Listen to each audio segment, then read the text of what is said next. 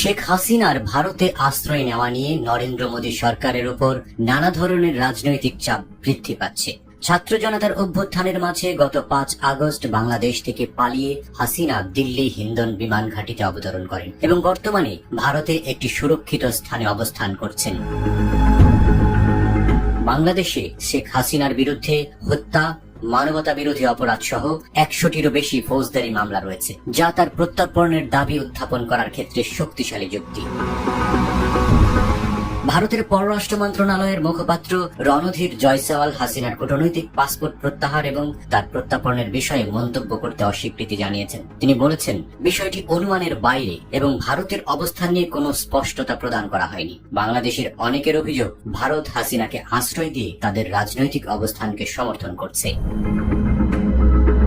ভারতের সরকার এই বিষয়ে কোনো স্থির সিদ্ধান্ত গ্রহণ করতে পারেনি। ভারতীয় সূত্রগুলি জানায় যে হাসিনার ভারতে আসার পরে তার অবস্থান এবং প্রত্যর্পণ সংক্রান্ত সিদ্ধান্তের বিষয়ে কোনো স্পষ্ট নির্দেশনা পাওয়া যায়নি। হাসিনার আসার পর ভারতের সরকার এ ব্যাপারে কিছু বলার পরিবর্তে কেবল নিরাপত্তার কারণে তাকে ভারতে আনার কথা বলেছেন।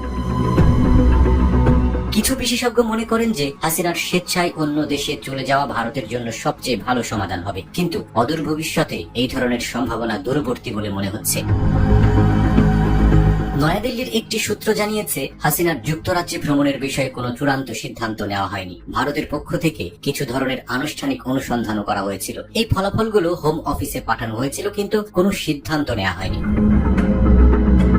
গত 5 আগস্ট ছাত্র জনতার গণ আন্দোলনের মুখে প্রধানমন্ত্রীর পদ থেকে ইস্তফা দিয়ে দেশ ছেড়ে ভারতে যান শেখ হাসিনা। তখন থেকে তিনি সেখানেই আছেন। সম্প্রতি হাসিনার কূটনৈতিক পাসপোর্ট বাতিল করা হয়েছে, তবে শেখ হাসিনা আইনগতভাবেই 45 দিন ভারতে থাকতে পারবেন এবং এর ভিত্তিতেই ভারতে রয়েছেন বলে দাবি করা হচ্ছে। ইতিমধ্যে 3 সপ্তাহের বেশি সময় দেশটিতে পার করে ফেলেছেন হাসিনা।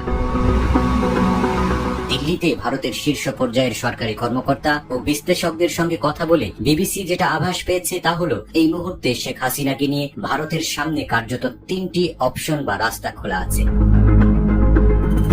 বাংলাদেশের সাবেক প্রধানমন্ত্রীর জন্য তৃতীয় কোনো দেশে আশ্রয়ের ব্যবস্থা করা, শেখ হাসিনাকে রাজনৈতিক আশ্রয় দিয়ে ভারতেই এখনকার মতো রেখে দেওয়া। তৃতীয় পথটা বেশ কঠিন, কিন্তু ভারতের কর্মকর্তা ও পর্যবেক্ষকদের একটা অংশ বিশ্বাস করেন, কিছুদিন পরে উপযুক্ত পরিস্থিতি এলে বাংলাদেশে শেখ হাসিনার রাজনৈতিক প্রত্যাবর্তনের জন্য ভারত চেষ্টা করতে পারে।